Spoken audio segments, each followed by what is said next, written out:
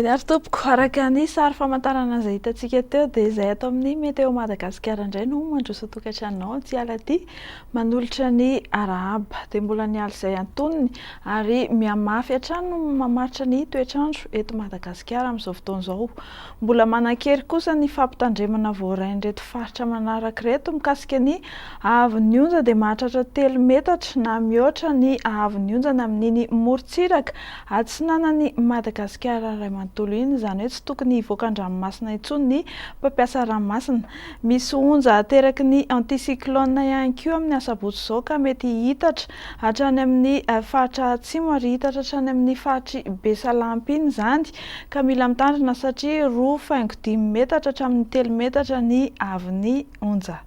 Mahazo filazana miloko mena amin'ny fahabetsahan'ny rotsakorana ihany koa ny faritra Analanjorofo sy Atsinanana araka ny sary hitantsika amin'ny sary amin'izao fotoana izao ary hitatra izany amin'ny faritra Vadivavy sy Atsimo Atsinanana ao amin'ny Rampitsohozomary. Mila mitandrina izany ny mponina amin'ireo faritra ireo.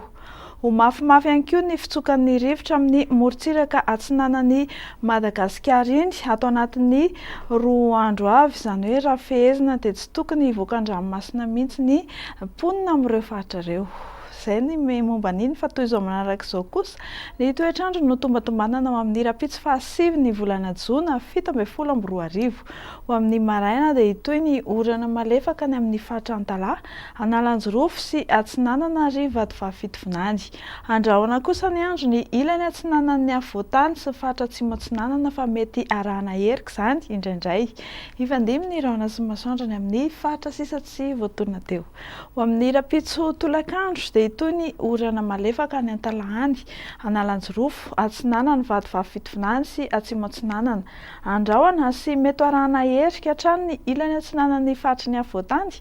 Ifandimbiasan'ny rahona sy masoandro kosa ny amin'ny faritra sisa. Somary misy fidinany kely hatrany ny maripana ny tombatombanana ao amin'ny rapitso maraina. Arak'izao tarehimarika hitantsika amin'ny sary izao dia 12 hatramin'ny 14 degré izany aty amin'ny faritry ny Antitany. Ny amin'ny faritry morontsiraka kosa manodidina 7 hatramin'ny 12 degré celsius. Ho amin'ny rapitso tolakandro ny maripana ambony indrindra dia any amin'ny tendrony avaratry Madagasikara iny 13 degré. Tahak'izay ihany koa ny Boyeny sy ny any amin'ny faritany Toliara. Ny aty amin'ny faritry ny afovoantany moa dia manodidina 7 hatramin'ny 20 degré celsius hatrany. Dia omena fahafapo hatrany ianao raha mikasa hiampita ranomasina. Ho tsara ny andro amin'ny rapitso, izany hoe ifandimby ny rahona sy masoandro any Milan, Paris, Johannesburg, anorana faritry Nairobi, anoram-baratra kosa any Bangkok any. Ho an'ireo nosy manodidina ny Gasikara indray dia anorana faritry Port-Louis, anorana tandrifin-drahona any Saint-Denis, ifandimby ny rahona sy masoandro faritry Seychelles sy Comores. Dia izay tompoko lahy sy tompoko vavy no azonao rosoantsika eo amin'ity alina ity. Mamy fotoananao zahay ho amin'ny rapitso indray. Veloma tompoko.